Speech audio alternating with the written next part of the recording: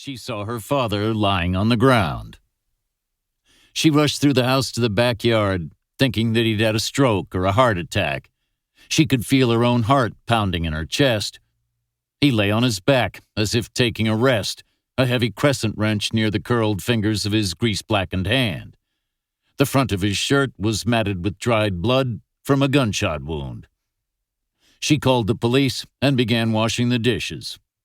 911 was on its way, cops and EMTs and fire trucks. She felt bad for the previous way she'd thought about her father.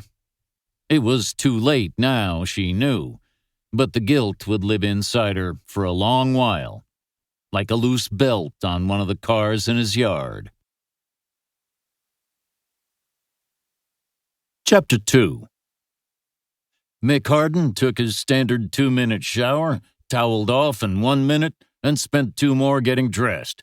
His T-shirt was damp against the wet splotches on his torso, but he didn't care. He ran his hand over his head to comb his hair, which was already getting longer. He didn't care about that either. As of 2,400 hours last night, he'd ended his status as a serving member of the United States military. He was no longer duty-bound to care about anything. He studied his freshly shaven reflection in the misty mirror. He was 39 years old, still fit, with all his teeth and hair. Not much to brag on, but it was more than a lot of people. If he didn't get too spendy, he could live on his pension for decades. Prior to resignation, he'd agreed to train new CID investigators in exchange for promotion and a commensurate raise. He'd done that for a year.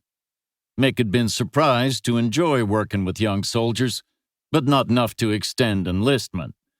He wasn't a teacher, he was an investigator, and now he was unemployed.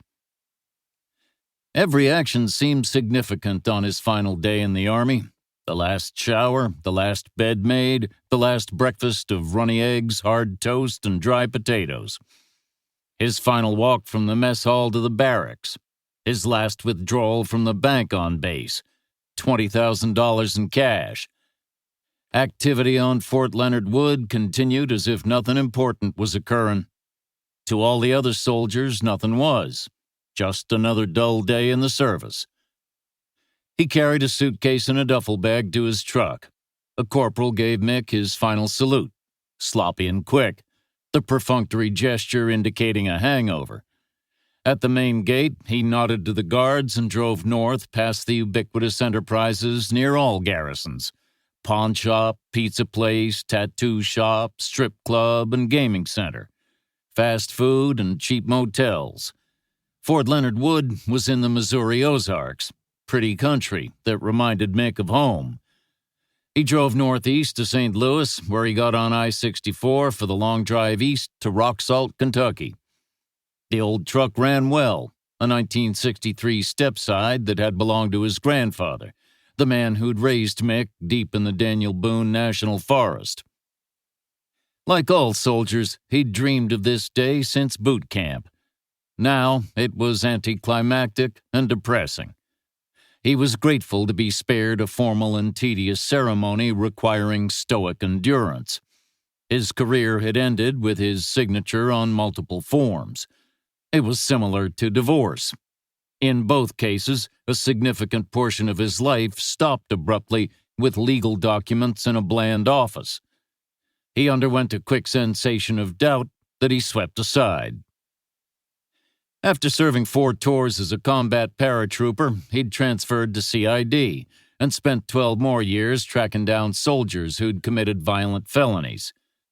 Now he was free. Truly free. Free from orders, war, and pressure.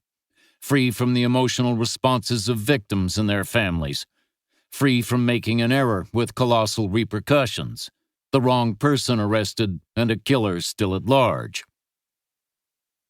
Mick had a plan for his future, at least the first 6 months, but he was flexible, ready to shift with any circumstance. No plan survived first contact with the enemy, even if the enemy was civilian life.